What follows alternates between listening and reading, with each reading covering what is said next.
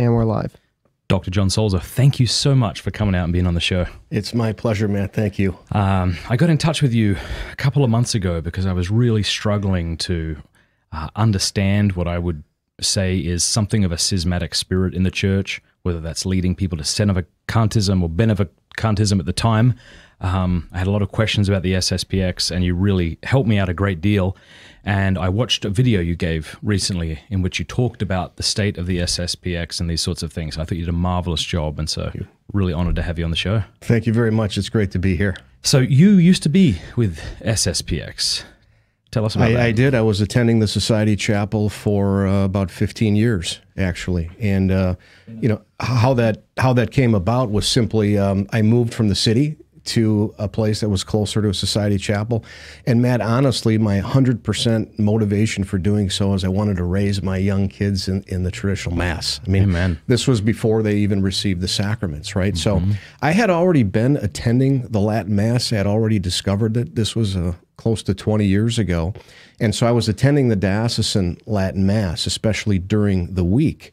And then when we moved to the rural area, well, our trek to the diocesan Latin Mass turned into be an hour, and the Society Chapel was, you know, less than 15 minutes away. So it's much easier to get a family to the chapel when it's that close. So, you know, frankly, that was the reason. I didn't jump on the bandwagon because of, you know, any doctrinal principle or issue I had with the church or to defend Archbishop Lefebvre per se. It was the fact that the society priests were saying a beautiful Mass. And as I got to know the priests, they were genuinely good men and good, you know, attempting to be as faithful as they could to what they believed. So that's how it started for me, frankly, a geographical decision.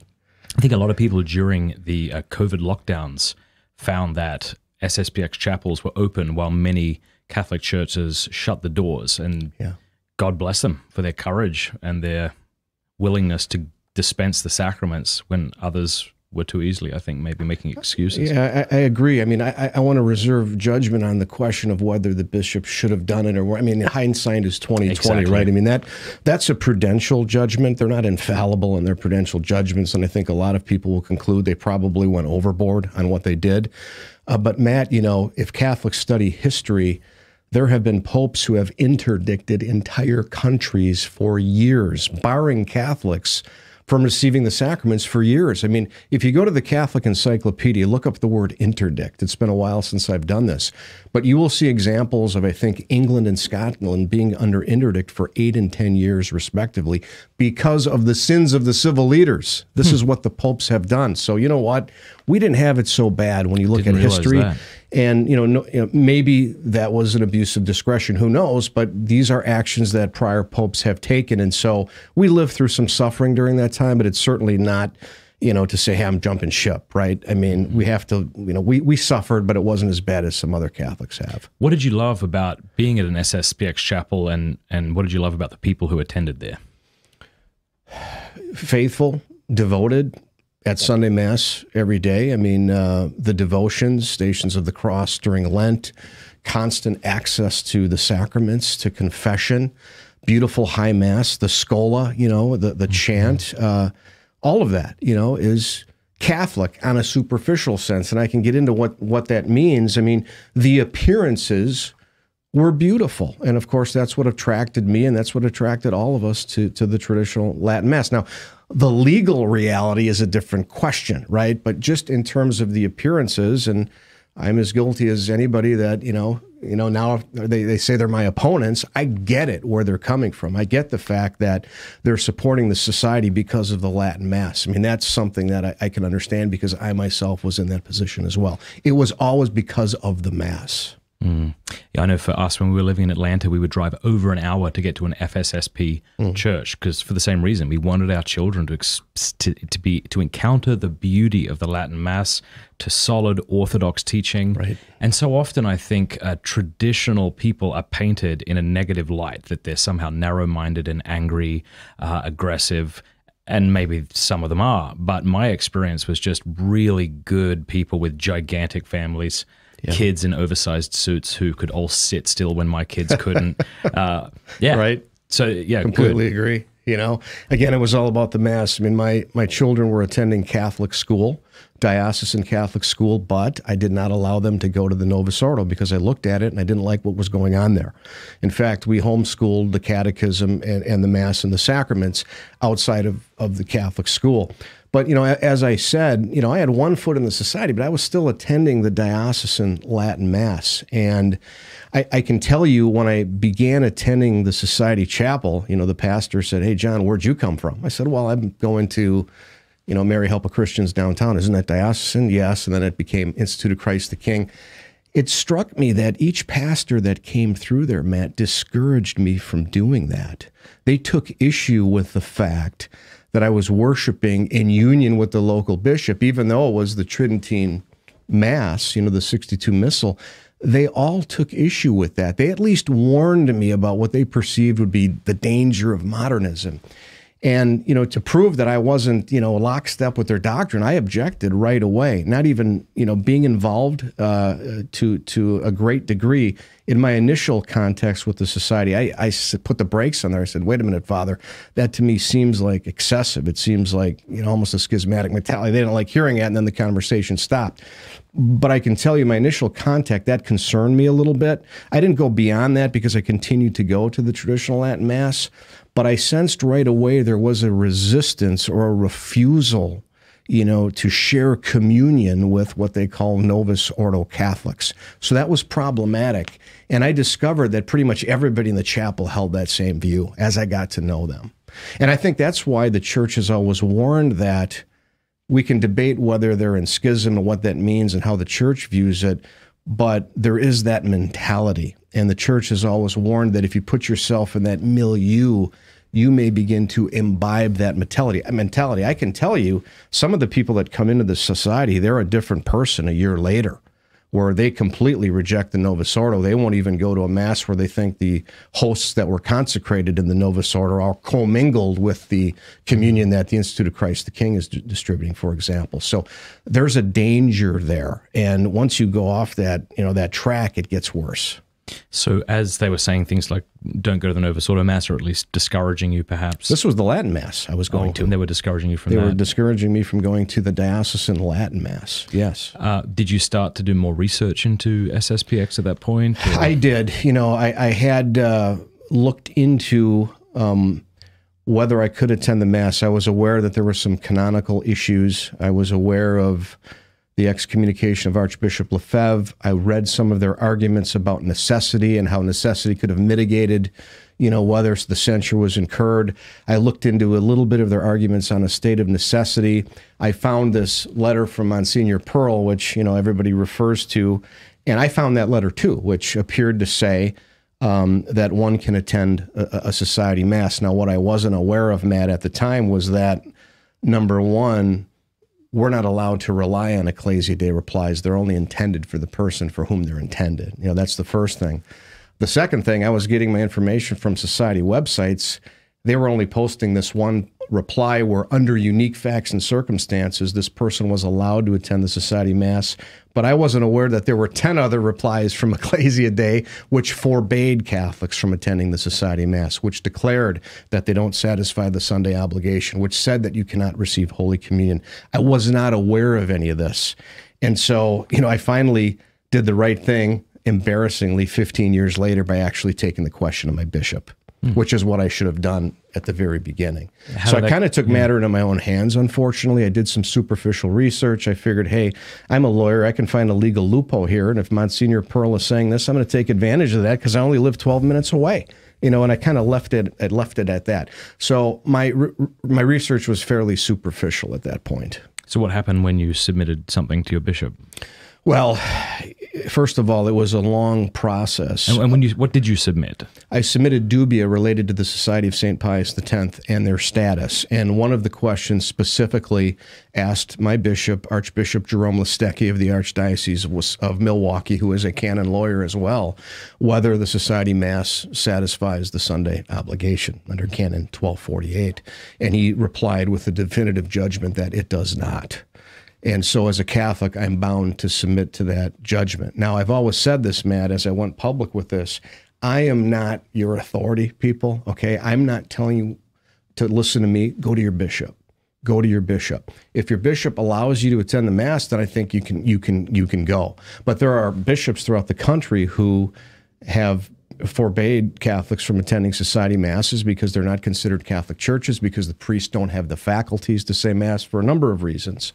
And that's really what I should have done, from the very beginning. But I got a definitive judgment from my bishop, and I'm bound to follow that. I submit to his authority and his jurisdiction. But his judgment is consistent with all of the Ecclesia Dei replies, other than this one reply that had a unique fact pattern, as well as other things that the Pontifical Council, Ecclesia Dei, and other pontifical commissions have said. It's been completely consistent. But if you've got some bishops saying yes and some bishops saying no, couldn't we just conclude there's too much confusion surrounding the SSPX, and therefore there doesn't seem to be anything definitive from the top down, and therefore I can make a prudential decision on my own, namely going to a beautiful Latin Mass with Orthodox teaching, when maybe my only other option is some piano Mass where my children don't experience reverence? Right. Well, I'm not aware of any bishops who have declared that the Society Mass satisfies the ecclesiastical precept of the Sunday obligation, or Canon 1248. That's really the question. If you look at the commentaries to the Code of Canon Law in light of the canonical tradition, what they effectively say is that to satisfy the Sunday obligation, the missal, a valid missal, an approved missal, has to be celebrated in a Catholic church sui juris, which means a particular church, which is a diocese or a diocesan church. And so the obligation is tied not just to the validity of the missal, but actually to the church itself, Matt. And the reason why that is because Catholics don't have the obligation to understand whether, what the state of the priest is. Is he under censure? Does he have the faculty to say Mass? We don't have an obligation to do that type of investigation, but we do have the basic requirement or diligence to know whether that church is in union with the local bishop. You see? So the obligation of the Mass in terms of satisfying that precept has always been tied to whether the church is in communion with the local bishop, okay? Of course, you need a validly ordained priest, and you need to celebrate an approved liturgical missal, but it's the church, and that's consistent. If you go back even to the 1917 code, the canon was 1249 under that code, and that canon actually pointed out specific locations where the Mass could be celebrated, and not all locations that were approved by the diocesan bishop were eligible to meet the precept of the Sunday obligation. So if you look at the 83 code and attempt to harmonize it with the 17 code and prior canonical tradition, it tells you that the precept is always tied to whether the Mass is truly a Catholic church. And the Pontifical Council for the Interpretation of Legislative Texts and Ecclesia Dei have both said the Society of St. Pius X is not a Catholic church. It's not considered a church sui juris, a diocesan church as part of the diocesan structure. You see, in fact, the Society of St. Pius X isn't really even a juridic person under canon law. It was suppressed in 1975, and at that point, it was wiped off the face of the canonical map of the church. Even if it was on it to begin with, that's another question. But it's really a conglomeration of acephalous priests, which means without a head, which means without bishops with ordinary jurisdiction. They're celebrating legitimate 1962 missal, but these masses are not being celebrated in Catholic churches.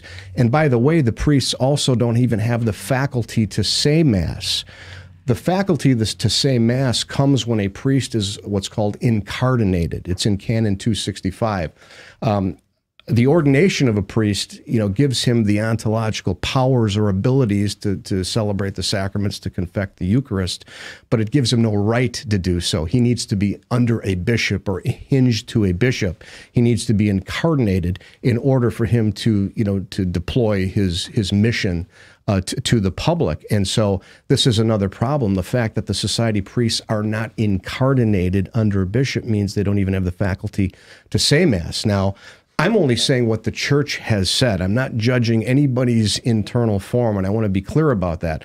But what the church has always said is if a priest does not have the faculty to say Mass, that Mass is illicit. And in fact, it's sacrilegious because he's misappropriating spiritual goods that belong to Christ, okay? And Christ hasn't given him a mission to do so. Pius XII calls these acts criminal and sacrilegious. I mean, so again, I'm repeating what the church has said in this regard. It is a fact. It is a fact without debate that society priests are not incarnated. They do not have a bishop with ordinary jurisdiction, and hence they don't have the right to say Mass. Can you explain what a juridic person is? A juridic person is a person that is recognized in the code of canon law. For example, canon law will say there's such a thing as a priestly society. Okay, that's a juridic person. A lay association would not be a juridic person, for example, and that was the case under the 17 code, and I think it's still the case under the 83 code. So a juridic person is what the canons say the person is. And if it's not in canon law, then it wouldn't be considered a juridic or legal person. That word juridic means legal. Isn't it the case, though, wherever SSPX sets up their chapel, they seek permission from the local ordinary? To my knowledge, not at all. They wouldn't have any such approval because they're not in communion with the local bishop. Now, again, go to your bishop and find out. Don't listen to me. I mean, my bishop has given me a judgment. If you want to know whether you can attend a society mass to fulfill your obligation, please go to your bishop, submit him that question, and let him make a definitive judgment and then abide by it. That's my advice to all Catholics. I mean, it feels a bit relativistic, though. I mean, are you saying I can ask my bishop, if he says no, I can move my family to a place where a bishop says yes and then be right as rain? Obedience is the surest path to sanctity and salvation, so long as the bishop is operating within the scope and sphere of his authority and is not commanding you to sin. Okay. I'm not aware of any bishops who have said that the society masses fulfill the obligation. Like I said, it's just the opposite. I have almost a dozen Ecclesia Dei replies. I mean, I've seen what the church has said. I've seen, the Archdiocese of Salzburg, issue a decree saying, these masses don't qualify, and whoever formally adheres is excommunicated. I mean, so there's a lot out there. And I'm not saying it's all crystal clear, but what I'm saying is I'm not aware of any bishop taking the position that the society masses satisfy the ecclesiastical precept, which we're bound to do to fulfill the divine law of keeping holy the Lord's Day. I can imagine people rolling their eyes when you said that these are sacrilegious masses because you think... Pius XII says it. I'm just saying what he said. Okay, well, this is how I think someone might respond. They'd say, look, they are treating the Eucharist with tremendous seriousness and reverence. No Up question. the road, they may not be. Maybe they are, but they might not be. I mean, I've had priests walk in down the altar, they had a hockey jersey on because they were celebrating the hockey team that day. When I was a kid in high school, they allowed people to play Metallica from a CD player as a hymn. Yeah. I mean, you don't think that's sacrilegious? Wouldn't it be much better to attend an SSPX chapel than that kind of stuff? Well, that's a false dichotomy because both masses are illicit for different reasons. That would be my answer. Okay, the society mass is illicit because the priests don't have the faculties to say the mass, and those other masses are illicit because they're also engendering sacrilege and deviating from the rubrics. I see. Right? So that's a false dichotomy. It's not one or the other. So do you think it's that people have seen the gross abuses taking place and have seen, let's say, the heresy or the not so subtle promotion of intrinsically evil acts, perhaps among German bishops, among some American clergy, and have thought, well, look, to hell with this. I'm going there where there's at least incense and Latin and cassocks and people who are teaching the faith. I mean, I can understand why people would want to do that. I can too, Matt. And like I said, the reason why I was driven to the society chapel is because I couldn't find a Novus Ordo worthy that I wanted to raise my family in. Okay, so I get that. But I think it fundamentally comes down to what is the Catholic Church? See, this is where I think there is an error in what I've called ecclesiology. You know, when we wrote the book True or False Pope, that's 7 years ago now, you know, the foundation of our refutation for sedevacantism and what we call other modern errors was that the extreme traditionalists, I think, have lost sight of what the Catholic Church really is. Just put one second. You wrote this book as a member of the SSPX while you were there attending? I know you said you weren't one foot in the door. Yeah, but I mean, I wasn't a member because I'm not a priest, but yes, I was with the society, and in fact, the society endorsed the book. I see. Yeah, continue. They endorsed the book. What you're describing, Matt, I think we can all relate to because we're attracted by the appearances. But what I said is, There's a distinction between what appears to be Catholic and what is Catholic in legal reality, okay? The Catholic Church, as Christ instituted it, is a juridical, hierarchical institution. It's to the institution that the promises of Christ apply, not to the individual members per se. It's the institution of the church itself. And I think, as I've seen this, and I think others are coming to see it too, is that the era of ecclesiology focuses on what I see, what appears to be Catholic and how it makes me feel. The nice cassocks, the incense, the traditional Latin Mass, those are all good things. But what is the juridical reality? They're saying this is Catholic without regard to whether it's celebrated in a Catholic church by a priest with canonical mission from a bishop with ordinary jurisdiction, without regard to whether the priest is incardinated, without regard to whether the priest has the faculties to say the Mass. This is a problem. The problem, in my opinion, with the traditionalist movement is that they have redefined the Catholic Church today as a reaction to all these abuses. Okay, I understand the source. As a reaction to all these abuses, because they see these abuses within the hierarchical structure of the church, they step back and they say, you know what? The Catholic Church is truly only those who profess the true faith. Okay. And by professing the true faith, what do they mean by that, Matt? They mean those who go to the traditional Mass and reject Vatican II and the new Mass. You see? So they've almost redefined the church to be this spiritual body of true believers who profess the true faith, again, without regard to whether the minister is part of the juridical structure of the church and has been lawfully sent by the authority of the church. This is a problem. This is kind of where the rubber meets the road here. And really, this is an error of modernism in a sense, of immanence, right? Where I'm basing my decision on what is true on how I feel and what I appear to be the case, but not on the legal reality of the situation. This is what is so dangerous, because this is exactly what the Protestants said. I have a number of books on the Protestants, and they said the same thing, that the Romans lost the faith, you know, all the clergy are corrupt. We hold the true faith, and the promises of Christ only apply to true believers who possess the true faith. That is not Catholic ecclesiology. You know, the Catholic Church is the Church of Rome, and all of the particular churches and dioceses that are legally united to her. That is the Roman Catholic Church. And this is, I think, where the error comes into play, because they're making a judgment on truth based upon appearances only and not the legal reality.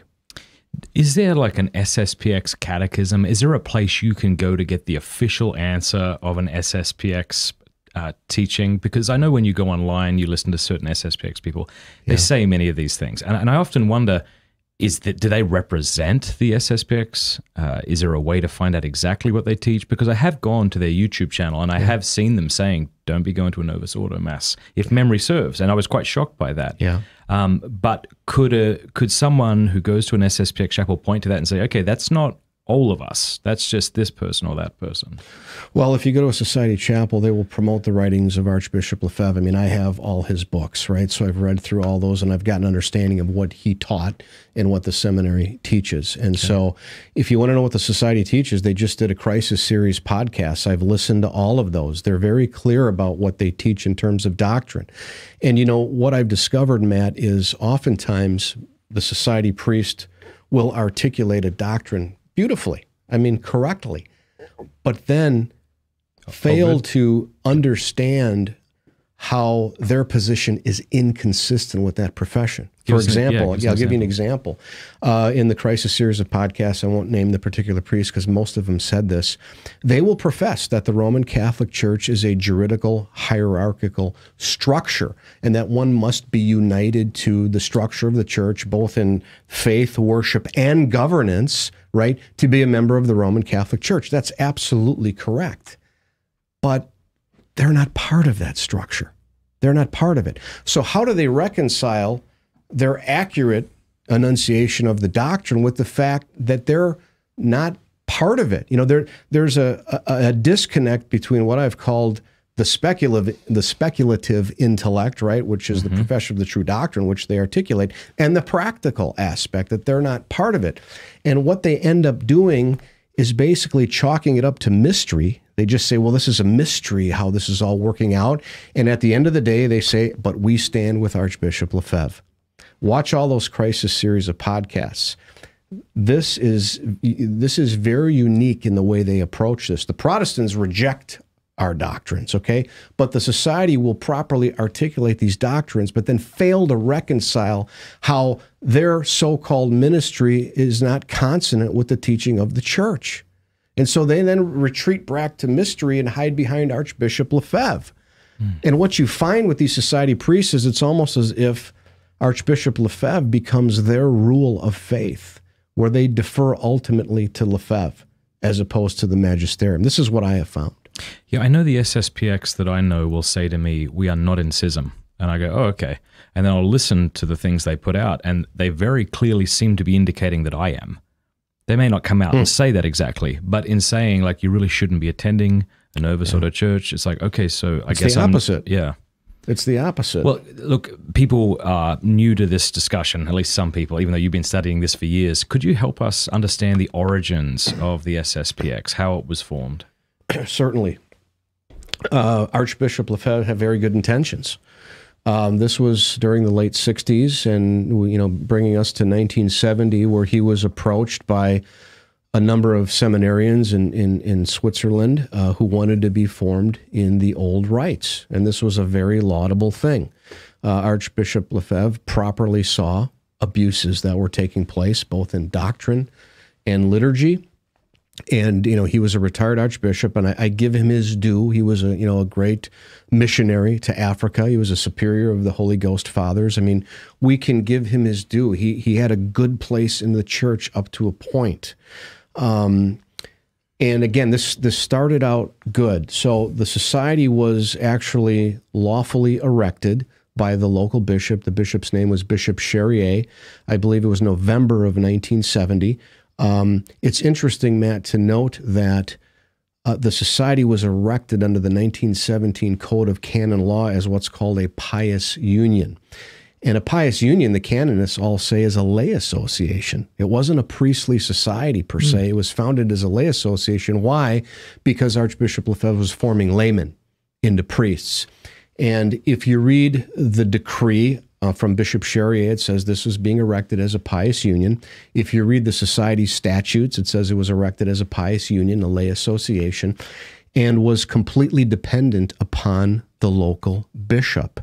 That Archbishop Lefebvre was going to form these seminarians into priests. They were going to be ordained then for the diocese and other dioceses who were willing to take these newly ordained priests who would preserve the traditional rites. I mean, that was a beautiful thing. The society was founded as what's called an ad experimentum society, which means it had a temporary basis. It had a canonical shelf life of 6 years. And so when the society argues that it had a right to exist beyond that and that they were unjustly persecuted, no, the reality is Archbishop Lefebvre agreed with the bishop to try this out for an experimental period, a provisional period of 6 years, after which time, if the bishop wanted to renew it, could do so, and then there'd be another 6 years, and then they could get potentially a pontifical right where they would be possibly a personal prelature or a church per se where our incarnations could occur. That never happened. But it's important to note that this was a lay association, okay, of laymen being run by a retired archbishop who had no ordinary jurisdiction. He didn't run a diocese. He had no right to ordain these seminarians. They were not Lefebvre's subjects. They were the subjects of the local bishop. And this was a provisional, temporary, experimental basis, which had no right to exist beyond the 6 years. Now look at it, okay? Now it's a worldwide organization. I mean, all of this is completely contrary to its original statutes and founding. But I mean, that's how it was originally founded. It was lawfully erected under the 17 Code as a pious union. Talk more about Lefebvre, because I hear different things about him. Some people say that he signed off on the documents of the Second Vatican Council. That's correct, isn't it? Yes, it is. Yes. And he said the new Mass for a few years. Okay. So he signed all 16 documents of Vatican II and said the new Mass. Like I said, I think this all started out good. He had good intentions, and we wanted to form these priests, and the church was allowing him to form these seminarians in the old rites. If you think about it, even though with all the experimentation going on and the fact that the 69 Missal now came out, Paul VI was still allowing him to form priests. The problem was, and again, I think this is where Lefebvre's imprudence came into play. He put a target on his back because there were some apostolic visitors who made some comments that he didn't like, and he started seeing the abuses that were going around, and certainly he had legitimate claims. There were abuses and so forth, but he overreacted, in my view, because he issued a declaration at the end of 1974, which really troubled the Roman authorities, whereby he said, look, I'm not going to submit to neo-Protestant, neo-modernist Rome. I'm only going to adhere to the eternal Rome, the magisterium of all time, and not the current magisterium. And he went on to say even worse things, calling the popes antichrists, who lost the faith. No. And Rome isn't absolutely. The Society has all Lefebvre's quotes on his website. I mean, so you have a situation where it started off good, but I do believe Lefebvre went off the tracks. I think he overreacted. He thought he could take this burden upon himself. He didn't need the institutional church to do it. He was going to do it on his own. And it's unfortunate because after he issued this declaration, which again was a complete overreaction to the crisis, after all, the Vatican was allowing him to form these men into the old rites. Why rattle the cage? Why put a target on your back? They asked him to retract his statement, or at least to modify it, and he wouldn't do it. And which statement was this? This was called his 1974 declaration. I think it's November 21st, 1974. It's a popular declaration, which kind of started the schism, if you will. It was at that point where Lefebvre really said, I'm not going to submit to all of these reforms, because he says there's a new priesthood, there's a new catechism, there's a new mass, there's new doctrine. Well, okay, where's the docility to the magisterium, though, here, right? I mean, even in the correspondence that Paul VI had with Lefebvre, Paul VI points out what he calls Lefebvre's, quote, warped ecclesiology. Paul VI knew the basis for Lefebvre's errors. He had a misunderstanding of what the church was. Here, Lefebvre makes a declaration saying that there is a conciliar church, a new church, a neo-Protestant church, and the Catholic Church. Well, that's impossible. There's only one church, okay? And he refused to modify or retract that statement, and it got to a point where the local bishop, who then was the successor to Sharia, was Bishop Mammy, sought to suppress the society. Okay, it says, you guys have been around for 5 years. I think this is going off the rails. I don't think this is working. Bishop Mammy appealed to the Holy See to suppress the society, and the Holy See actually said, you can do it yourself, because this is only a pious union. It's not a priestly society. This is another reason why the society claims that they were unjustly suppressed, because they said they were actually a priestly society under the old code, which required suppression by the Holy See and not the local bishop. That doesn't matter, because the Holy See actually did suppress. Cardinal Tabera followed up with an act of suppression that was ultimately, Matt, approved in forma specifica by Paul VI himself. When Paul VI writes, he says, I've adopted the suppression of my commission as my own. We, the popes, adopted. So there's no question that the society was lawfully suppressed, but that's where things went off the rails. He refused to recant his declaration that was in opposition to the magisterium. Even though he signed all of the documents of Vatican II, even though he had said the new Mass, we can only speculate what happened there and why he put that target on his back. But, hindsight tells us that was the most imprudent thing to do, because he had what he wanted, and then he went overboard, and he was lawfully suppressed. And unfortunately, after he was suppressed, he disregarded the suppression. And then it only got worse. Okay, then Rome said, you have to regard the suppression. It came from the Holy Father himself, And you cannot ordain these seminarians. These seminarians now, they're, the class of 76, there's 6 years, they're getting ready to be ordained. And Lefebvre was issued a canonical warning not to ordain them. They're not even your subjects. Remember, they're the subjects of the local bishops. Well, unfortunately, Archbishop Lefebvre disregarded that canonical warning too. And so he incurred what's called a suspension ab ordinum collatione, which means it prevents him from ordaining anybody for a year. Oh. That's an automatic suspension that he incurred. And then finally, because he refused, and again, these are requests that are coming from the Supreme Authority, Paul VI himself, because Lefebvre, finally refused to repair the damage of these illicit ordinations, Paul VI finally suspended him ad divinis, which means, this was a ferende sententia, judgment of the Pope himself saying, you are no longer allowed to exercise any of your priestly functions. And so, you think about how this started, and just over a period of a few years, it turned for the worst. And now Lefebvre is stripped of his priestly ability to exercise the priesthood. And we know what happened from there. He just then went forward and continued to ordain contrary to the will of the Holy Father. He continued to set up shops, set up chapels and schools and seminaries and so forth. And so when you talk about schism, we can say that, and we should maybe define what that is, right? It's a good idea. Schism is defined in the Code of Canon Law 751 as the withdrawal of submission or the refusal of submission to the Roman pontiff, or to communion with those subject to him. Okay, so either or would constitute the canonical crime of schism, and you can see that that's exactly what happened. With Say that again, that Lefebvre. last bit, refusing communion with those subject to the Holy Father. So let me just throw this out there real quick. Sure. Suppose I live in an area and the only mass available is sacrilegious. It's... you don't go. Okay, but in doing that, am I not doing what Lefebvre did, refusing communion with those in union with the Pope? The problem is you are talking about a particular circumstance of a particular chapel where that's the only place you can go, and it's replete with sacrilege, and it's going to be a danger to the faith of your children, okay? Lefebvre rejected the Novus Ordo in toto, and the society to this day refuses communion with 99.9% of the Roman Rite, because they refuse to worship with Novus Ordo Catholics. That's different, right? They refuse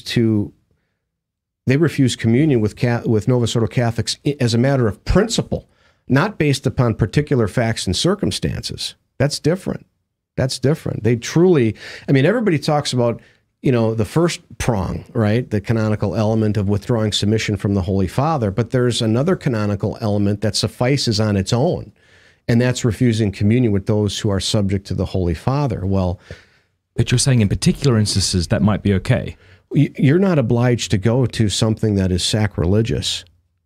And I also, but now it depends on what you mean by sacrilegious. Is communion in the hand sacrilegious? It's not. It's not intrinsically evil. It was the practice of the first millennium of the church, right? So we have to talk about particulars. You're absolutely not. It's easy to set up a false dichotomy where you've got a beautiful, pristine, holy mass here, and then quote unquote clown masses. I know. And you think, I've never seen a clown at a mass. I'm sure that happens, and God have mercy on the priest that allows that to happen. I'm sure there are abuses in varying degrees. But when Lefebvre was doing all this, were things even worse then than they are now? Like, how quickly did things go off the rails after the new mass was implemented? I was a little kid then, so I didn't experience it myself. One can only speculate. How you reject, though, a liturgical reform in toto, especially after you've signed it. The problem, Matt, is that there's a distinction between the Novus Ordo rite of Mass and the way it's celebrated or the way it's been implemented. And that's what you mean by in toto. Yes, rejecting the Mass in principle because the rubrics are contrary to the faith. That's absolutely baloney. The rubrics are not contrary to the faith at all. Look at the new Mass and look at the 62 Missal compared to the 69 Missal. Okay. the priest can say the long canon. I don't like the other options. I don't think there's anything wrong with them per se. I prefer, in fact, there's a Novus Ordo Mass by me where the priest does say the long canon, thank God. But, you know, others have said this too. You know, there's a difference between, you know, well, you could see great differences between the early liturgies, right, of the church in the first 5 centuries and compare that to the Tridentine Missal. The differences between those masses would be much more, you know, stark and wide compared to the 62 with the 69 Missal, right? But I think the problem is, you know, Archbishop Lefebvre and the Society, they take the position that the rite itself, they even say in some of their writings that the rite itself is intrinsically evil, which I don't understand. How do they defend Lefebvre having signed off on the new Mass at one point then? Is it just that he was wrong and then changed his mind and grew in understanding and wisdom? Some say he didn't. I think we have documentation that all his signatures are on the documents. That's one argument. The other argument is at the time he thought the documents could be interpreted in light of tradition, which they can be. And then he got wise and realized that they couldn't be. I mean, what else can they say? Yeah. I haven't seen any compelling case, and I've studied the documents, Matt, for 20 years, and frankly, I have some difficulties with religious liberty. I've been public about that. I want to be docile to the magisterium because they know better than me. But I think that the documents can be interpreted in light of tradition. Bishop Fillet has said that himself. He has said that publicly, you know, he doesn't have a problem with 95% of the documents, just that 5%. And when the society is given, you know, a condition from Rome, as they were in 2012, to simply accept the documents in light of tradition and accept the fact that Paul VI promulgated the new Mass. What's wrong with that? What is wrong with that? Those are conditions that I believe they should have accepted. And then they could do so much better, so much more. This is really helpful because I think a lot of people think that if it wasn't for Lefebvre's disobedience that we wouldn't have the Latin Mass. But to your point, he was given permission to train these men. Absolutely. Paul VI was allowing it. And even in spite of his disobedience, Paul VI was still going to allow him to form these seminarians. In fact, John Paul II, think about everything that led to the 88 consecrations. You have, 13, almost 14 years of a practical repudiation of papal authority, okay, for more than a decade. And yet John Paul II is still willing to give Lefebvre a bishop. Was this, okay. Right. Yeah. I mean, he was. The protocol that Lefebvre signed with John Paul II through Cardinal Ratzinger was that the society was getting a bishop on August 15th of 1988. That was done. Lefebvre agreed to that in writing. He agreed to it orally and in writing, and the next day he backed out. He reneged. He dishonored his signature. And one wonders why that is. But, you know, the notion that Lefebvre saved the Mass, the truth is just the opposite. The hammer's coming down on the traditional Latin Mass because of the Society of St. Pius X. Okay? That sounds ironic, but it's the truth. If you read what Pope Francis has said in Traditionis Custodes, and you may disagree with him, but he points out twice in the document and to the letter to the bishops that this Mass has been weaponized by those who claim to be part of the true church. There's the ecclesiology. Francis recognizes that there is a schismatic movement within the church that's being fostered by those who attend the TLM and claim that it's by virtue of their going to the TLM that they're in the true church. Now, to my dear Catholic friends, because I attend the traditional Latin Mass, that is unfair to the traditional Latin Mass, and it's unfair to all of those priests who are authorized to celebrate it, okay?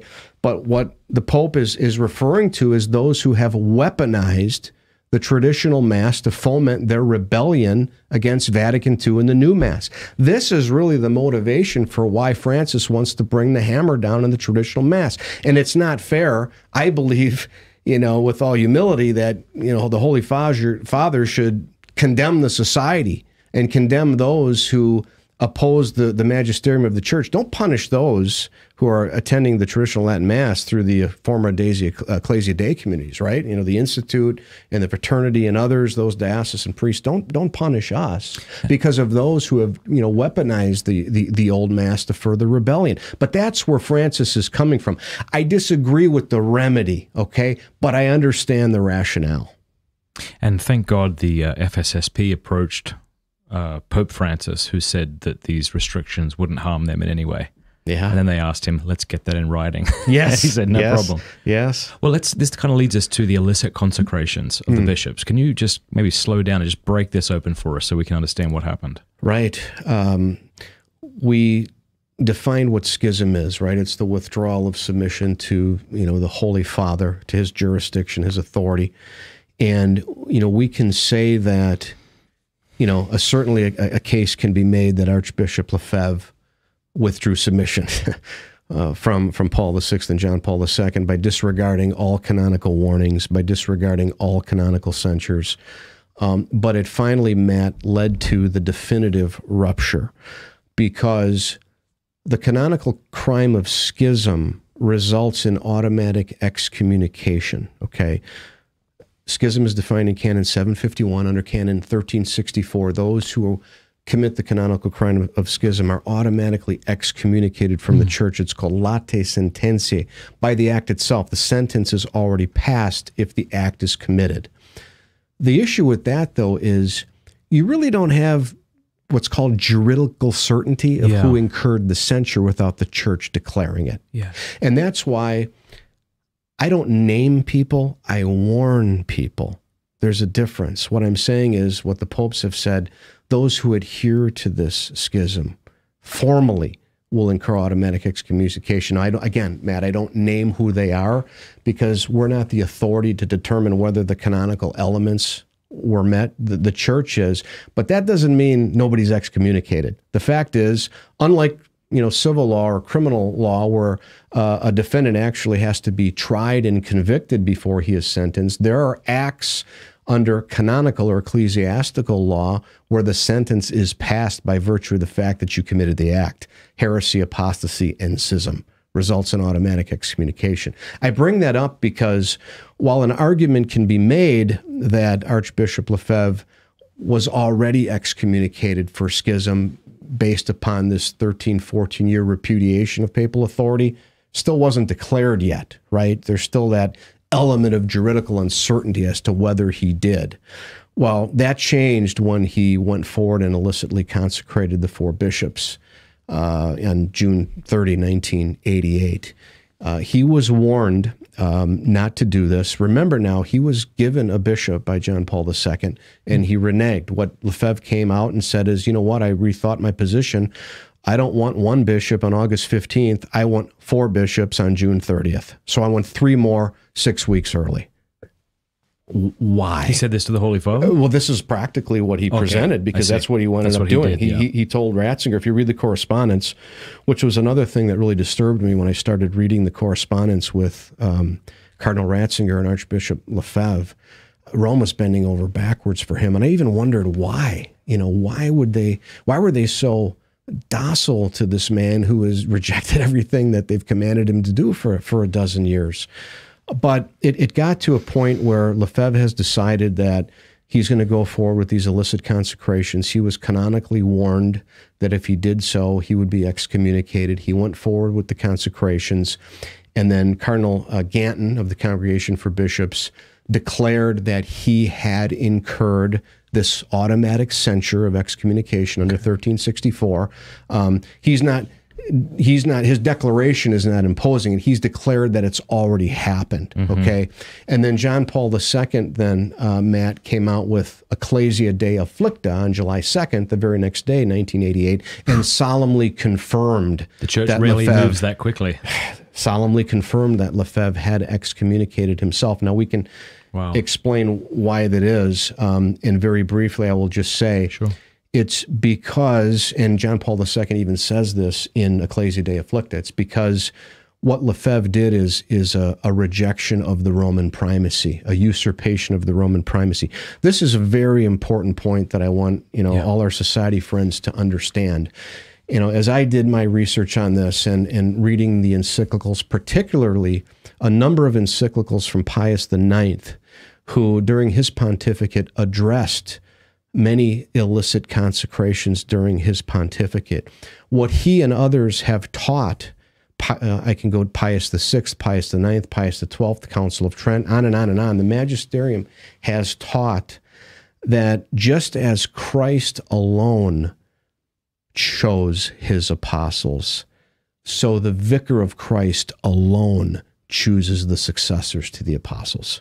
You see, just as Christ alone sends the apostles, so the vicar of Christ alone sends the apostles. It is a right of the Roman primacy, of the Roman pontiff who holds the office of the primacy. It is his sole and exclusive right to select, consecrate, and send bishops. That is a matter of divine law. When one consecrates a bishop contrary to the will of the Holy Father, they are usurping a right of the Roman primacy. You see, Pius VI, Pius IX says, Christ himself gave this right to Peter, to the office of Peter. This is a right that Christ himself is conferring upon the office of the primacy. That's how serious this is. You see, this was a weakness in Michael Davies' argument, may he rest in peace, right? He was an apologist for the society. And, you know, he always referred to the fact that Archbishop Lefebvre didn't have an apostolic mandate to consecrate these bishops, and you don't need an apostolic mandate. You didn't in the early church, and not having an apostolic mandate isn't necessarily schismatic. That's true. Okay. In the early church, we didn't have this notion of apostolic mandate. A lot of times, especially in the East, bishops were just consecrated, always with the tacit approval of the Pope, never contrary to the will of the Pope. There's a difference. But there's also a difference, you know, Matt, between consecrating a bishop without an apostolic mandate, which now under the Code of Canon Law is an offense that's subject to excommunication. That's not necessarily a schismatic act, though. Okay, we can bring up cases where Cardinal Wojtyła, when he was cardinal behind the Iron Curtain, he had consecrated evidently some bishops. Right. Bishop Slippage. Is this in Ukraine? Yeah, it was in that area in the East somewhere behind the Iron Curtain. And he didn't have an apostolic mandate. Now, why wasn't that schismatic? Good question. Well, the answer is because the Holy See said it wasn't.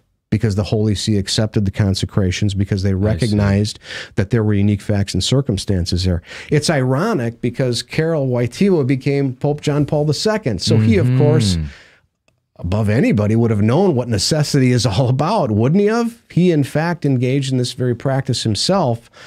But what he said, and this was not the situation behind the Iron Curtain, there was not a canonical warning not to do what he did. In Lefebvre's case, he was warned that we offered you one, you're now taking 3 more.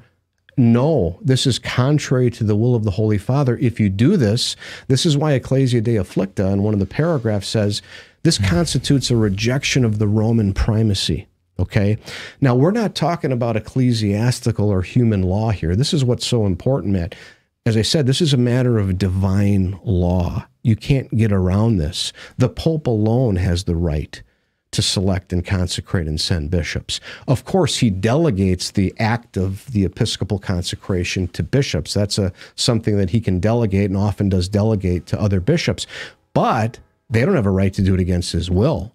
Okay, it's the Pope who decides who's going to enter into the College of Bishops because he's the head. You see, a bishop cannot enter into the College of Bishops against the will of the head of the college. It's absurd. It's absurd. This is the church. This is the church that Christ founded. And when we talk about the church, we primarily mean those 2 divine institutions that Christ gave us, the primacy of Peter and the episcopate, the College of Bishops. Those are the divine organs of the church that are directly created and instituted by Christ himself. And so this is why any usurpation or misappropriation of a right that only belongs to the Pope is necessarily schismatic. And I can think of nothing more serious other than a man claiming he's the Pope when he's an anti-Pope. Because when you're talking about usurping a right of the primacy, which regards the perpetuation of apostolic succession, okay, and the church's mission until the second coming. You don't get any more serious than that. We're talking about the divine constitution of the church here. This is why what Lefebvre did wasn't necessarily schismatic, because it was an attack on that divine constitution. How does Can the you SSPX make an argument for these consecrations? I think a sign of a good intellect, I think it was Aristotle, he said you can entertain an idea without having to accept it. Can you try to steel man as opposed to straw man? Can you try to steel man the society's arguments for why Lefebvre was correct in ordaining these bishops, even though you don't agree with it? Well, the entire tradition of the church doesn't agree with it. As I've said, you know, I have an article where I cite all the popes who have condemned this practice. They'll say what two do they things. say then? Yeah. Yeah. Well, the society will say two things. One, they'll say a necessity allows us to do so. Now, the problem with that, Matt, is that necessity never justifies the circumvention of divine law. It only could justify the circumvention of ecclesiastical or human law. Epikeia, you know, might be an example where the law would be suspended because we want to fulfill a higher law. So, you know, the will of the legislature based upon these ecclesiastical laws, if the circumstances frustrate the higher law, Epikeia would say those laws are suspended, we can appeal to the higher law.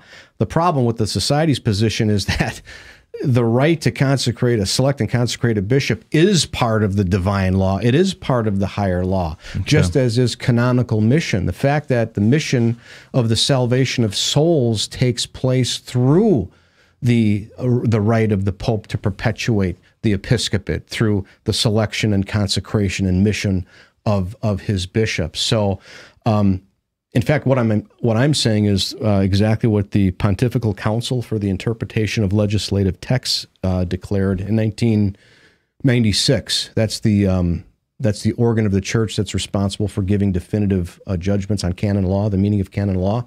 And the PCILT said specifically that necessity never justifies consecrating a bishop contrary to the will of the Holy Father. Okay, contrary to the will of the Holy Father. It's impossible. So do you think Lefebvre was hoping that John Paul II would have recognized these after the fact as legitimate consecrations? There's no way he could have, because he was warned in advance that if he did so, he'd be excommunicated.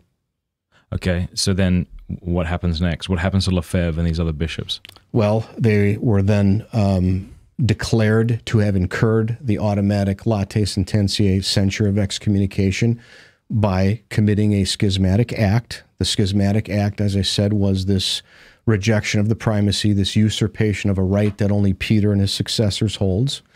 And then John Paul II said that not only was this a schismatic act, but the society is in schism, and anyone who formally adheres to the schism is excommunicated. Now, you know, there's a distinction I think we need to make between the SSPX and the people, right? Yeah. Because the society as a tax-exempt organization, whatever you want to call it, right? I mean, that it can't be excommunicated, but the people can be. People are subject to the censure of excommunication, not the society per se. However, the popes have used the word schism to apply to the society because it is a movement. Remember, I said it's not technically a juridic person under canon law because it was suppressed. It doesn't exist. It's just a conglomeration of acephalous priests. It is a movement that is schismatic because the act that gave birth to this so-called mission now was a schismatic act, and everything that flows from it, all the ordinations and everything they do from that would be considered part of the schism. I see. Okay. So, you know, Cardinal Burke, well, first of all, John Paul II has referred to the society as in schism. Benedict XVI did. Even Pope Francis did. People aren't aware of that. Yeah, when he issued Traditionis Custodes, he referred to, I think in his letter to the bishops accompanying TC, he referred to, quote, the schism of Monsignor Lefebvre. Could he not have been referring to the schism that happened in the past but since been cleared up? Well, the schism hasn't been cleared up. Only the censures that were declared were removed. But the we'll act, we'll get to that. Is there a quick list of documents you can give me that I can throw in the description for people to follow along with? Because I've noticed you've cited a couple documents. Is there a quick list you could give me?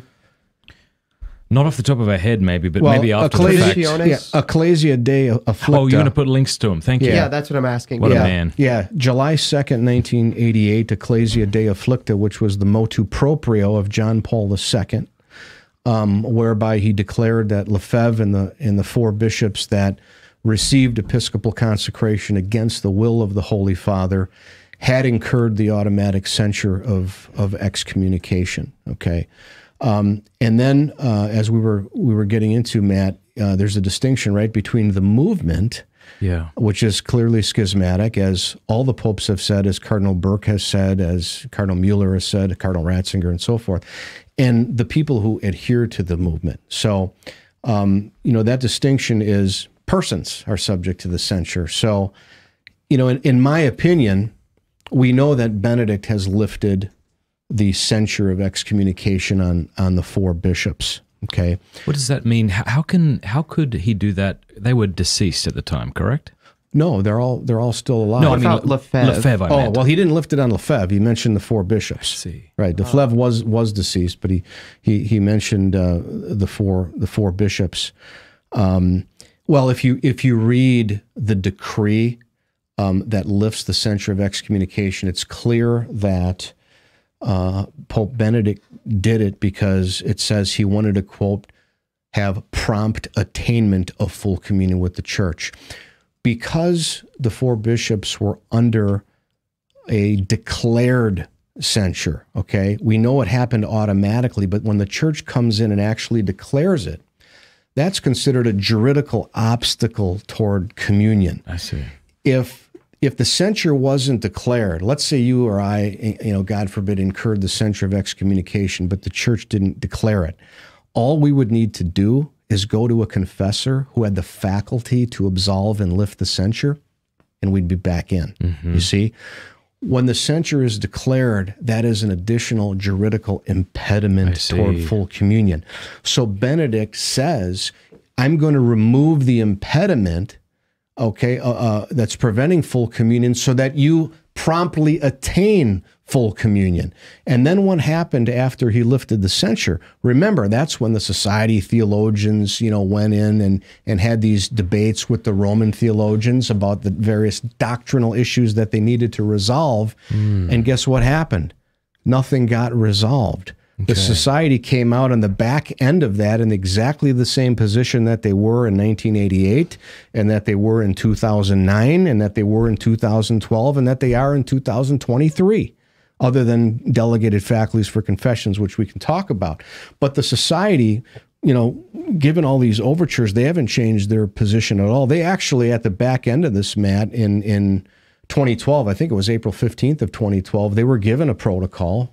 Bishop Fillet was given a protocol. We mentioned it, right? Except, that the new Mass was at least legitimately promulgated by the Holy Father, and that the council documents are from a true ecumenical council and can be interpreted with tradition. The society rejected those conditions, those reasonable conditions, which would have, I believe, brought them into communion with the church. I think they could have been given. I would suspect many people personal pleasure. Well, and this is where the resistance. I think a lot of people wouldn't know off. this. Even people attending SSPX shackles may not know this. It's shocking. You can go look at the protocol. I mean, I read it recently. I'm thinking, man, they had everything they wanted. Okay. What happened? What happened there? So when somebody says, you've just explained this, but one more time, when somebody says Pope Benedict lifted the excommunications, ergo the SSPX are no longer in schism. And that's not true, because I'll give you an example. Pope Paul VI lifted the excommunications on the Orthodox. Are they still in schism? The Society of St. Pius X would be the first to say that the Orthodox are still in schism, even though the excommunications are lifted. You see? Mm-hmm. But the SSPX mention Pope Francis at the liturgy. They claim to be under him. The Orthodox don't. They're clearly, if you want to say they're not in communion, they're clearly more in communion than, if you can be more in communion, than the Orthodox. Well, or closer to communion. Pius IX and Leo XIII both have said that a mere profession of unity is insufficient for the legal reality. And again, this is what I've been talking about when we talk about errors of ecclesiology. Just because they mention Pope Francis in the canon doesn't mean that they are in communion with the Roman Catholic Church and juridically united to her in faith, worship, and governance. And I can prove that by pointing out, Matt, to The old Catholics, the old Catholic Confederation, look it up online. For those at home, who are they? When did they? They broke off from the church after Vatican I because they didn't like the definition of papal infallibility. So they have their own schism and their own illicit ordinations, and they still exist today. And I just was very curious to watch an old Catholic Mass because I wanted to know, will they mention Francis in the canon? They do. And the SSPX would agree that they're in schism. Absolutely, 100%. So mentioning Pope Francis at Holy Mass isn't enough. Pius IX excommunicated the old Catholics. They're clearly in schism. Another reason why, Matt, you can clearly show the societies in schism is because they're willfully separated from the church's governance. This is also something that I don't hear my friendly opponents talk about. This is very important. We talk about divine law, the fact that it is a matter of divine law that the Pope alone chooses his bishops, that the Pope alone gives canonical mission to the bishops who then send the priests. Well, it's also a matter of divine law that one must be united to the government of the Catholic Church. Pope Leo XIII teaches this very clearly in Satis Cognitum. He says being part of the church's governance is de jure divino. It's divine law. And yet the society leadership will admit, and they must admit, that they have decided to remain separated, legally separated from the church's governance. They're not subject to the church's governance. That's another clear sign of schism. Do we want to say more about the difference between episcopal consecration and mission? Sure, we can. Yes. Episcopal consecration deals with the matter of apostolicity. You know, when we say the church is one, holy, Catholic, and apostolic, she's apostolic because she has a lineage from the apostles, right, to the current successors to the apostles. That's why it's apostolic. So the matter of apostolic succession is episcopal consecration, or the laying on of hands, because we can tie that chain all the way back to the apostles, okay? And it's at episcopal consecration where the bishop does receive what the church calls, this is actually a beautiful teaching of Vatican II, Lumen Gentium. This is the true teaching of collegiality, by the way, where the bishop receives an ontological participation in the sacred functions of teaching, sanctifying, and governing.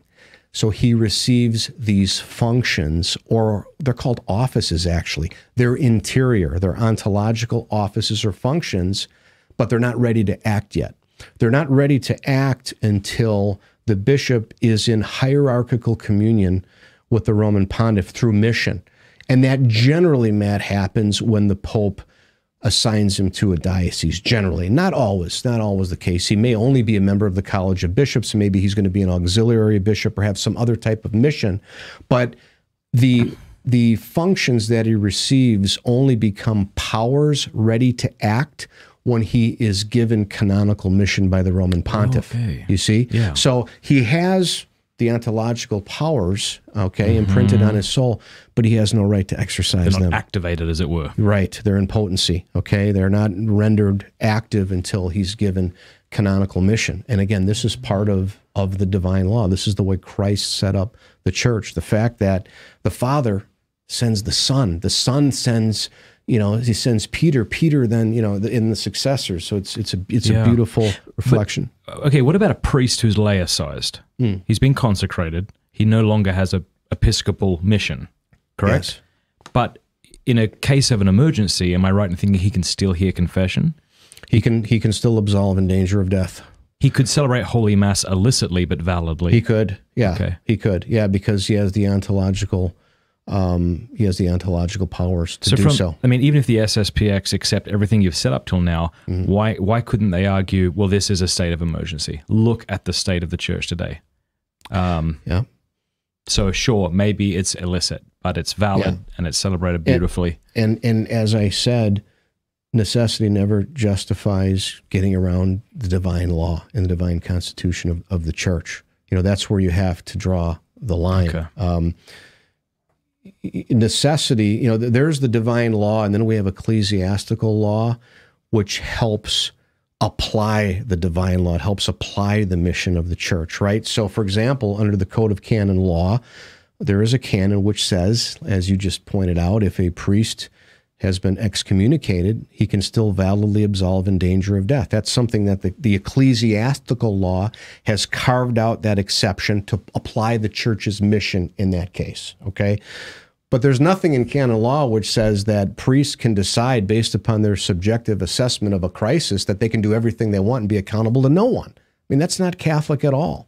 Again, it starts with the Pope and the bishops, and then the priests being incarnated under the bishops. It starts with mission, okay? Being a part of the church, being sent by the church, being authorized by the church. And having these priests say, we are being authorized and we are in submission to our bishops who are no longer under the censure of excommunication isn't sufficient? No, it's not, because the society bishops do not have ordinary jurisdiction.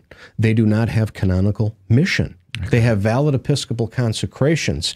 And even though the censure of excommunication was lifted for the purpose of integration, which unfortunately hasn't happened, they were not given a canonical mission. The purpose of lifting the censure was hopefully for them to agree to the conditions whereby they would have been given a canonical mission. That's what we were all praying for and hoping for.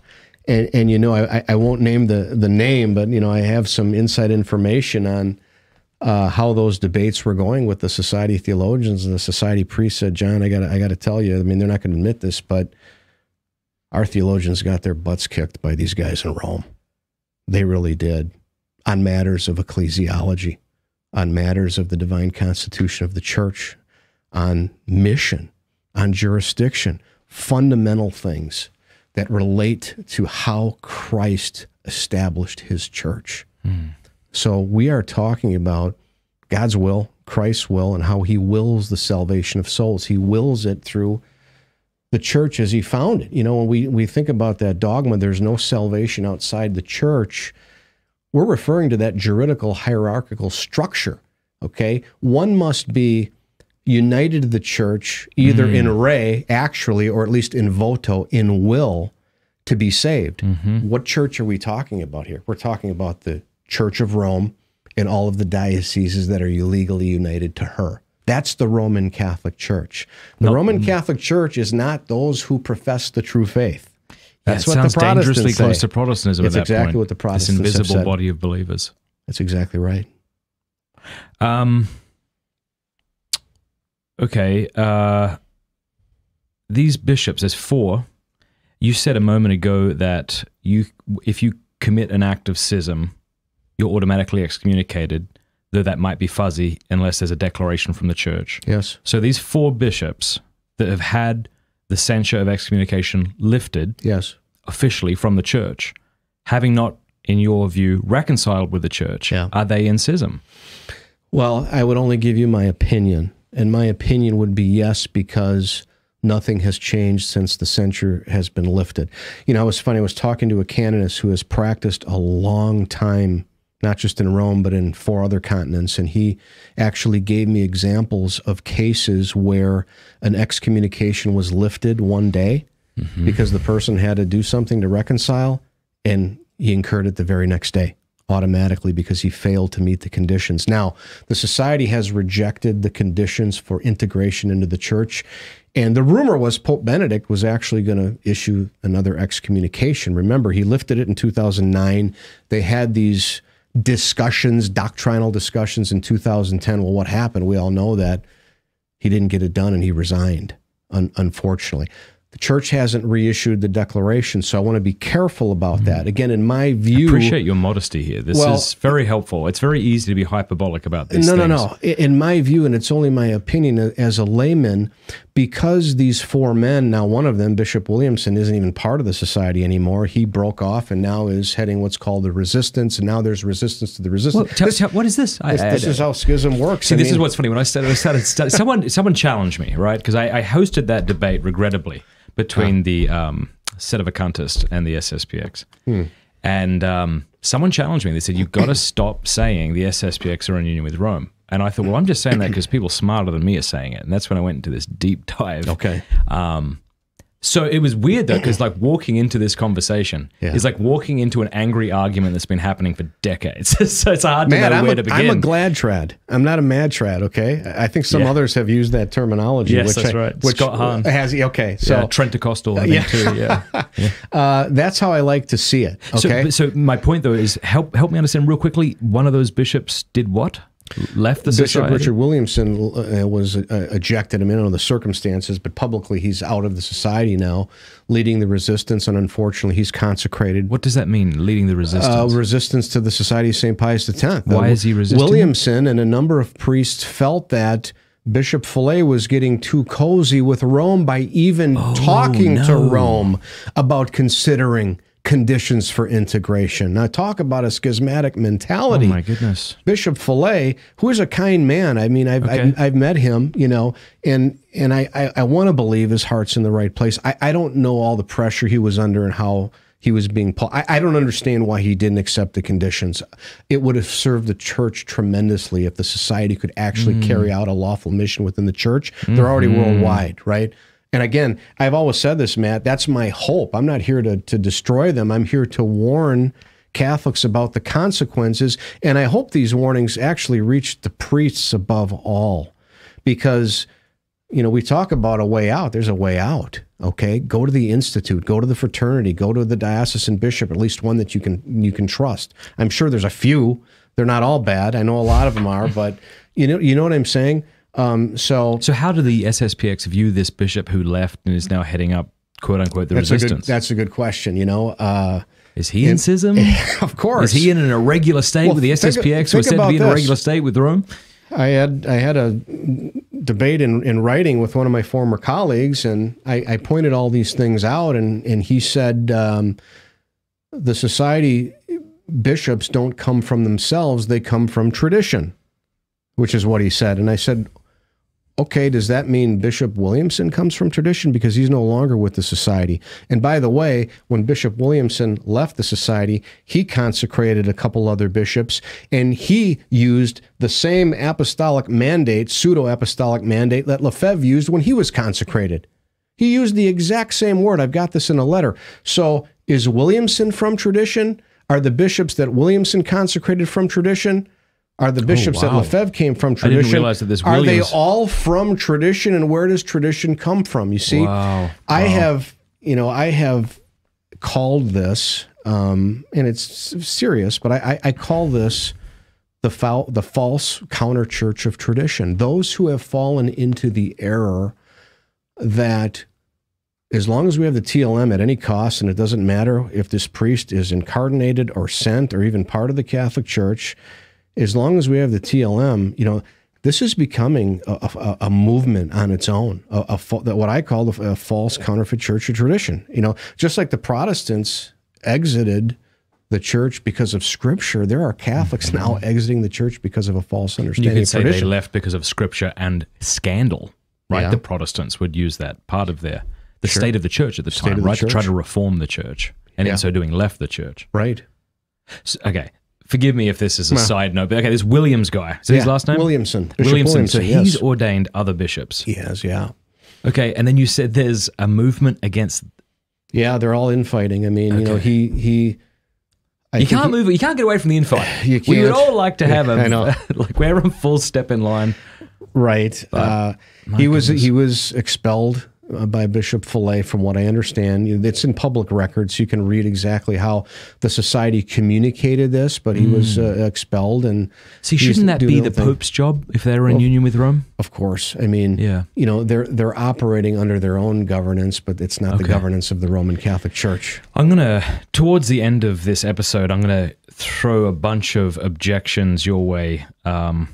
So if people are thinking right now, the SSPX can't be in schism because of XYZ, I've got a ton that I want to throw at you eventually. We'll see how you respond to them. But let me just ask you point blank, is the SSPX in schism? The popes have said so. I'm not saying it from my own opinion. John Paul II has said so, Benedict XVI, even Francis, Cardinal Burke, Cardinal Muno.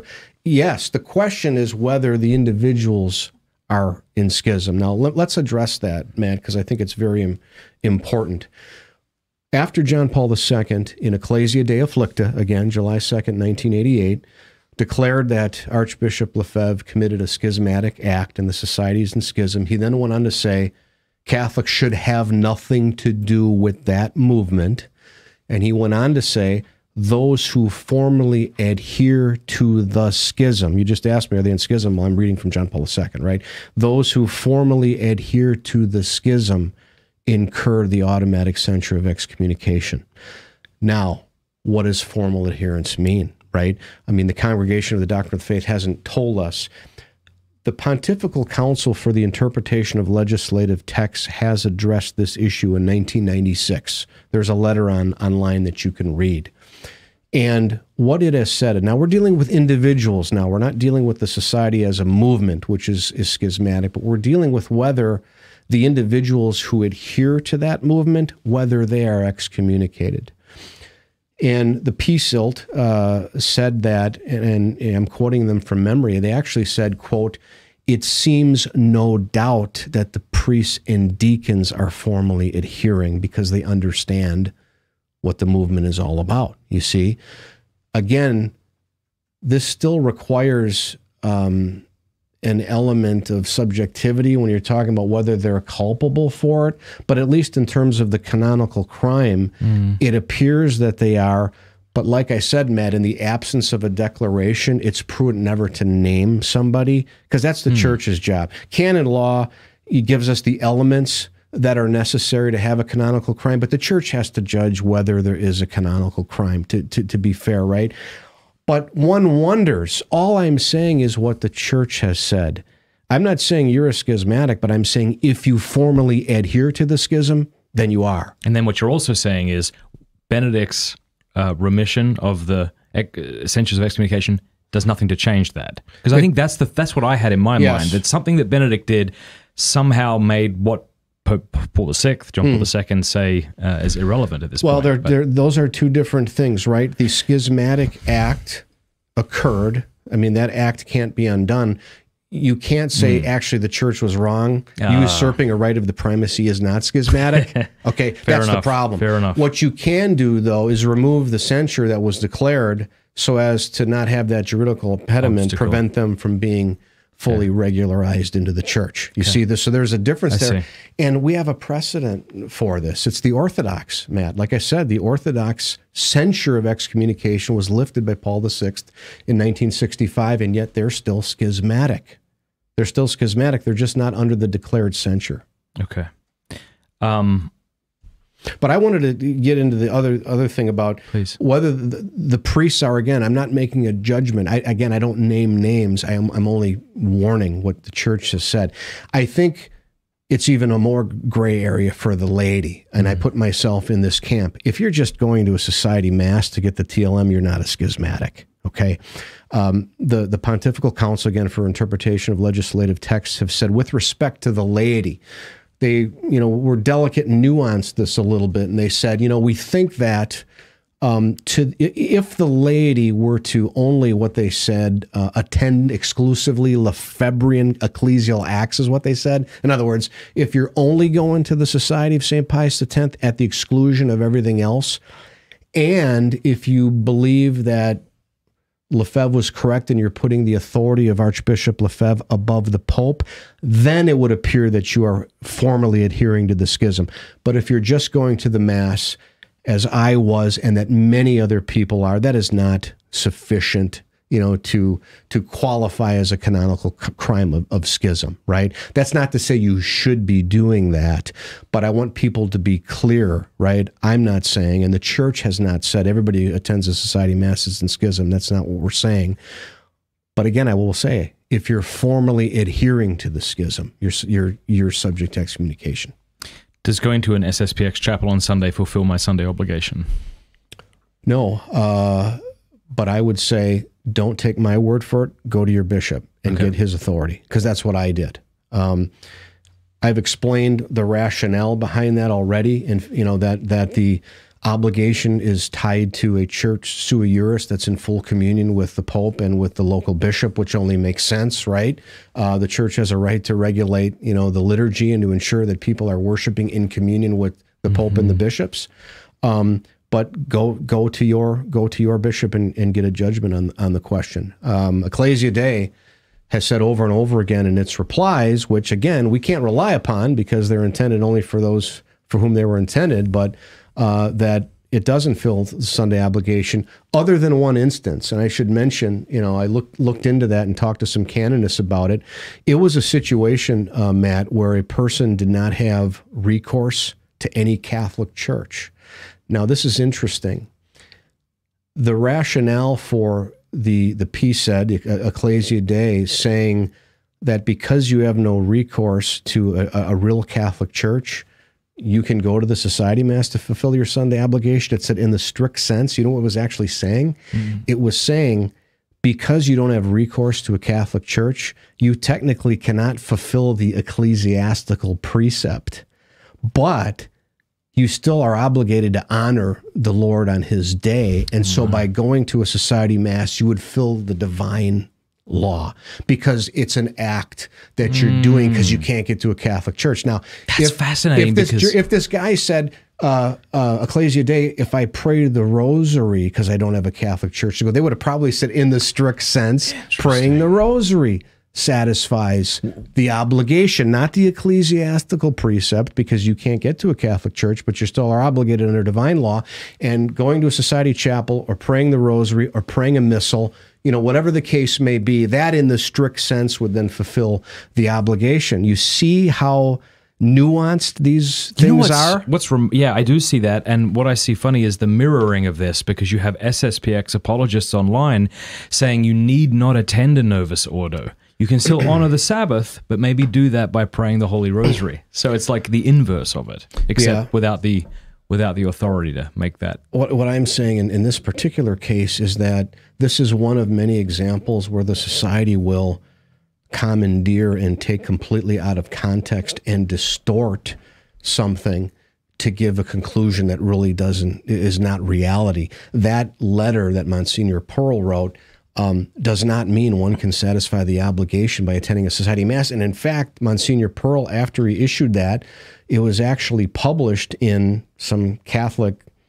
newspapers. And Pearl, it's amazing that he reacted by coming out 4 months later, I think it was in January of 2003, and saying, time out. I gave a reply to a specific individual for his circumstances. This was not intended for the universal church. And he said the masses are illicit, and people are forbidden from attending them. So here we have the society advancing an Ecclesia Dei reply, which they take completely out of context and then fail to mention the fact that Monsignor Pearl followed up 4 months later with a clarification of what he really meant. You see? So that's why you've got to be careful. Interesting. You've got to do your diligence. Unfortunately, what I have discovered in reading the society material, and I'm not accusing them of, any type of intentionality, but I have found that things are often presented in ways that really don't comport with the truth or with reality. This is one of those cases. Has there been any statement by a pope that has said that the SSPX are in full communion with the church or in communion with the church? No. Okay. Because they're not. I keep hearing irregular state. Where does that come from? What does that mean? Irregular means not regular. And as I've said, not regular means not according to the regula, which is the rule of the church. And so if you want to say they're irregular, I agree. They're not according to the rule that Christ established, that one is required to have a threefold juridical bond with the Catholic Church of faith, worship, and governance, which they lack, and as clergy, they're not part of or sent by the church, and so they would be irregular because they're not according to the rule of the church. What are some other of the society's errors in canon law, or have we covered most of them? Well, there's quite a few. I mean, I can tell you, Matt, when I was looking into this and studying canon law for, long time, 20 years, I came to some conclusions that I was quite surprised. I couldn't believe some of the things that I discovered in their analysis, and I'll explain what those are. But to be clear, I actually, fortunately, have some contacts in Rome that I submitted these conclusions to. Some of them wear red hats. And they affirmed my conclusions. Was actually, a lot of the articles I've written had that approval. So One of the things I discovered is that the society has completely distorted and abused the notion of supplied jurisdiction, okay? Under Canon 144, it says that the church can supply jurisdiction, where jurisdiction is necessary in cases of either common error or positive and probable doubt of fact or law. And I can explain a little bit of what that means. What the society has been saying for nearly 50 years is that due to the crisis, they admit they don't have, or at least before Francis gave them the faculties, they did not have the faculties to validly absolve in the confessional. They conceded that. I mean, that was objectively true. But they claimed that the church supplied the faculty. It's called Ecclesia Dei. The church supplied jurisdiction in cases of necessity. Well, having studied this quite extensively and again, submitting at least my conclusions to people who know a lot more about this than me, that is a totally distorted understanding of supplied jurisdiction. The society views supplied jurisdiction in what I would call a vacuum. Their position is effectively, so long as a person sees a priest with a stole on going into confessional, that person is going to naturally think that that priest has faculties to absolve their sins in the confessional. That's the society's position. This is not at all how supplied jurisdiction works. And frankly, I cannot believe that the Society of St. Pius X has gotten away with this for so many years. If you read the treatises on this, for example, there's one by Mickiewicz, who was a priest, and he wrote a treatise on Canon 209 under the Old Code in around 1940, which the Society even refers to. He and others explain that supplied jurisdiction, the church supplies jurisdiction in the case of common error on the following points. Number one, the Catholic community, okay, has to make a judgment that the priest has the habitual faculty to absolve. Now, listen to what I said there. The Catholic community has to make a judgment that the priest that is in their parish has the faculty to absolve, that he's been sent by the bishop. The only way a priest would have the habitual faculty to absolve sins is if he were incarnated and sent by his bishop, okay? The society doesn't meet any of those criteria. Number one, the society applies supplied jurisdiction to their chapels. Their chapels are not considered the Catholic community. The Catholic community for supplied jurisdiction applies to the territorial parish or diocese in which the society illicitly operates, because supplied jurisdiction is intended to protect the Catholic community, not those who are going to confession outside of the Catholic community. You see? So they attempt to apply supplied jurisdiction to their own SSPX chapels. It doesn't apply to SSPX chapels. It applies to what the Catholic community. The second point is the Catholic community would have to make a judgment. That's different than being ignorant, okay? Ignorance is a lack of knowledge, whereas judgment is based upon some knowledge. And if it's an erroneous, there's an element of ignorance, but it's a judgment. And the canonists generally say it's a moral unanimity of the Catholic community that would have to conclude that this priest has, again, habitual jurisdiction to hear confessions. Well, of course, no one in the Catholic community would believe that a society priest has habitual jurisdiction to hear confessions, because even the society priests say they didn't before Francis have the habitual faculty. You see, they're also, because they're under censure, that would be another reason why the Catholic community could not conclude that they had the faculty. There are other reasons, but the point I'm trying to make is the society, has preached this notion of them having supplied jurisdiction for 50 years before they actually had the faculty. All these confessions were invalid. They did not have the faculty because the church doesn't supply in cases where a non-Catholic community knows the priest doesn't have the faculty. It wouldn't apply in that case. You see, supplied jurisdiction always concerns whether the priest has an habitual faculty from the bishop. And that's why when you read the treatises, it's always in the context of the diocesan parish, okay? Let's say, for example, people regularly go to confession on Saturday afternoon, and Father Joe is usually there. Well, all of a sudden, it's Father John this week, okay? They don't know who Father John is. Would that Catholic community conclude that Father John had the faculty to hear confessions? Of course they would. Why would they? Because they're in a diocesan church, advertising confessions. This is where they do a confession every week. And they would have assumed that Father John was sent by the bishop or had a delegated faculty from the bishop through Father Joe. You see, that's how supplied jurisdiction works.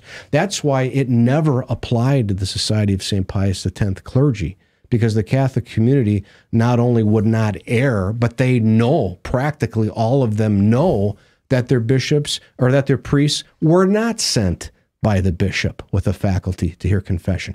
This is how egregious, Matt, this was, and the fact that they've frankly deceived souls for so many years. I think this is a black and white issue.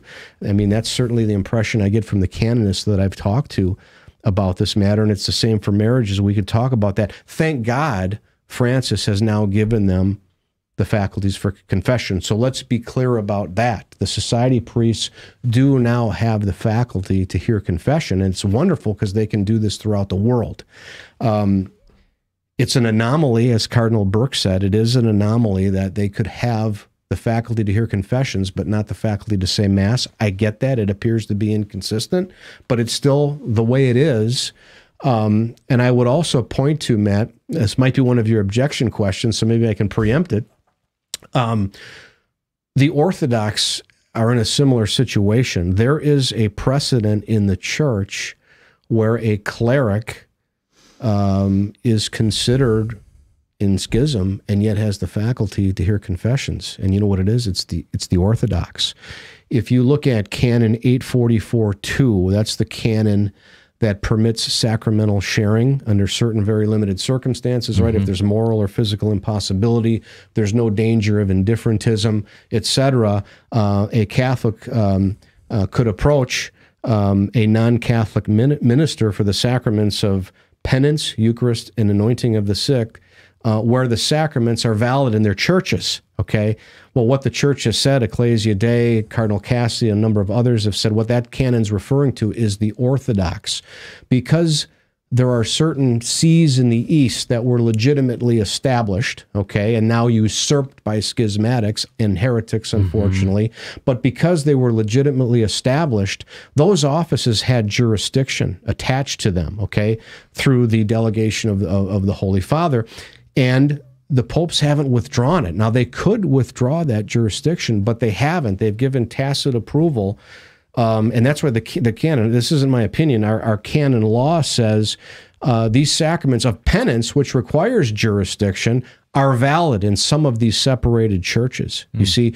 So the Orthodox would be another example where a cleric would be considered a schismatic, but has the faculty to absolve. Interesting. So when somebody says, well, look, at the society is in full communion because they have the faculty to absolve, I just point to the Orthodox. Again, they are schismatics, but they do have the faculty to absolve, and it's only because the Pope has allowed them to continue appointing patriarchs to these offices and have priests. So there's jurisdiction in these usurped sees that operate to give jurisdiction to the prelates to hear confessions. So it's another precedent. I mean, Cardinal Burke called it an anomaly, and in a way it is, because the society situation is a little different, but still there's precedent for schismatics to have the faculty to absolve in confession. The society priests are not the first ones. Okay, thank you. That clears up a lot for me. So someone might say, maybe they're not in communion with the church, but at least they are doctrinally sound. But you've made the claim that they're not. So what are the SSPX's theological errors? Well, you know, we've pointed out in practice that they reject dogmas of the faith in practice. Now, I'm not saying that they're going to come out and articulate their rejection. Well, let's talk about the profession of faith itself. The profession of faith that John Paul II enacted for the universal church, both East and West, in 1989, okay?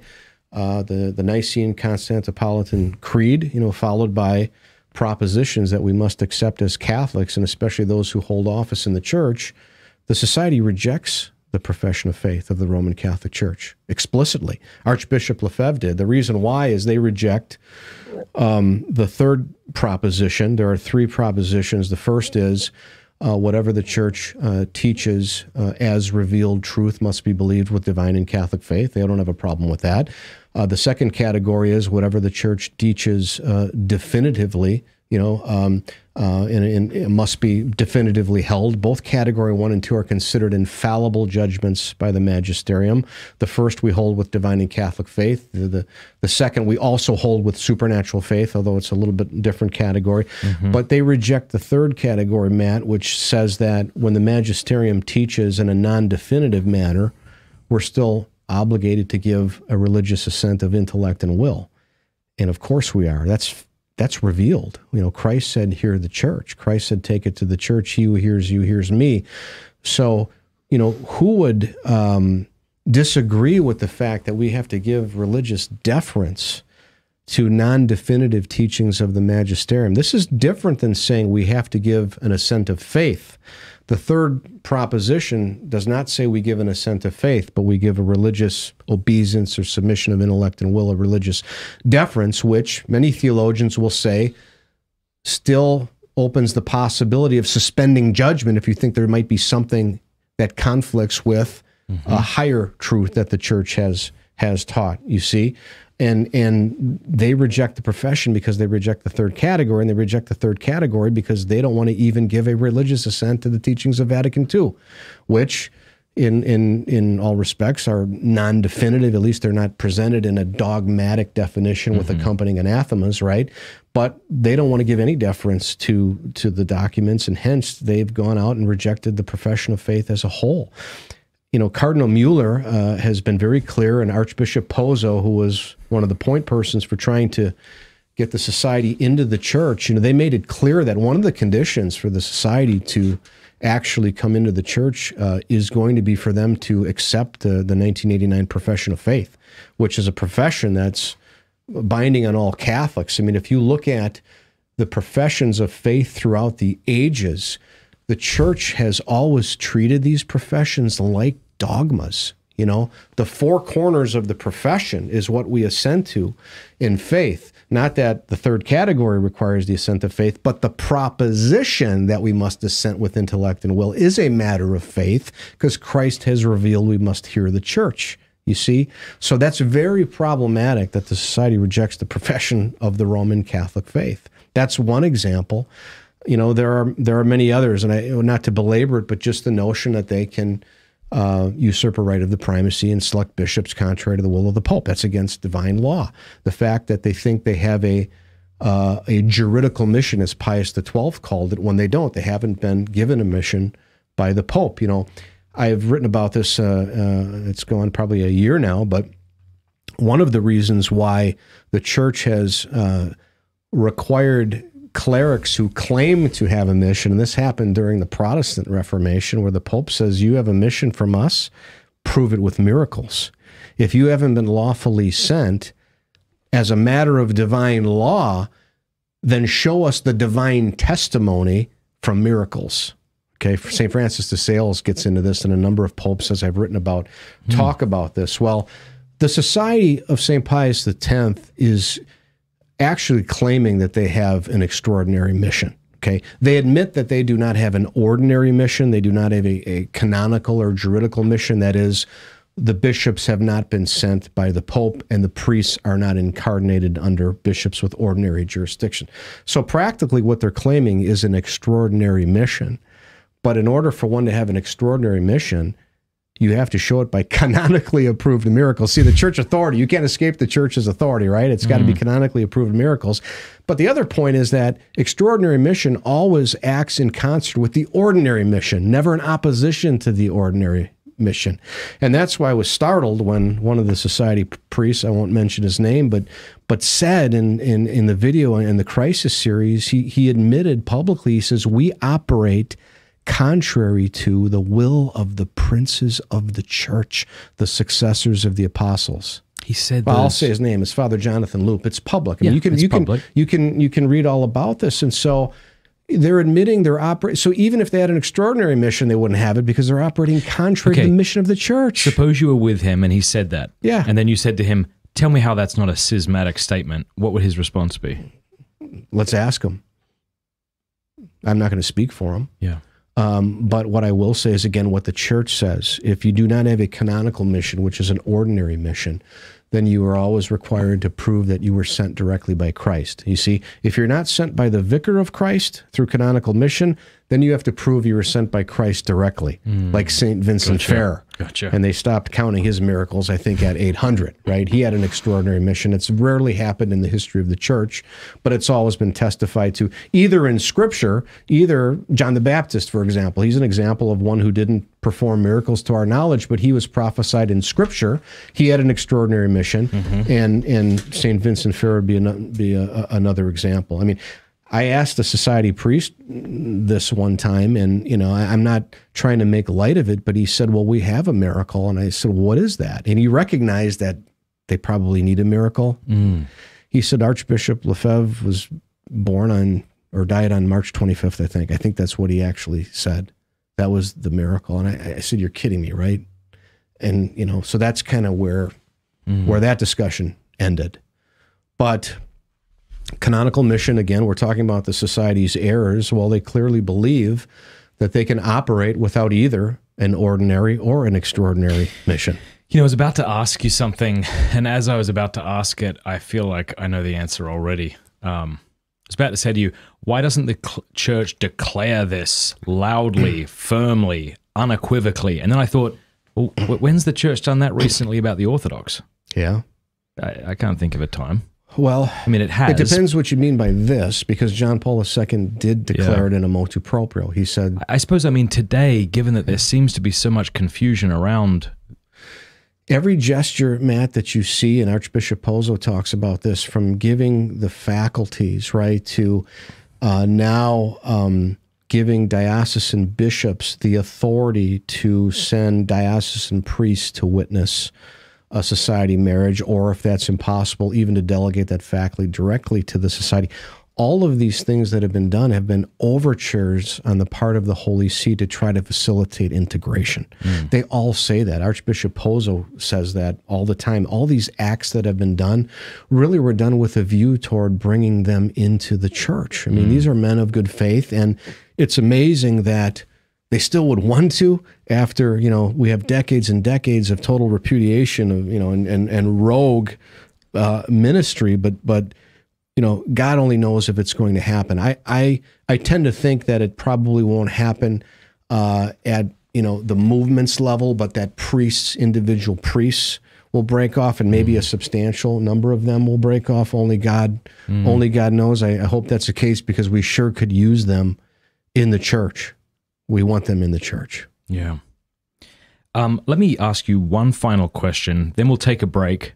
When we come back, I want to throw a bunch of objections to you about the SSPX, and then I'd like to move into the topic of sedevacantism, this spirit that seems to me needs to be exorcised from the church. What was benevacantism? We'll talk about that as well.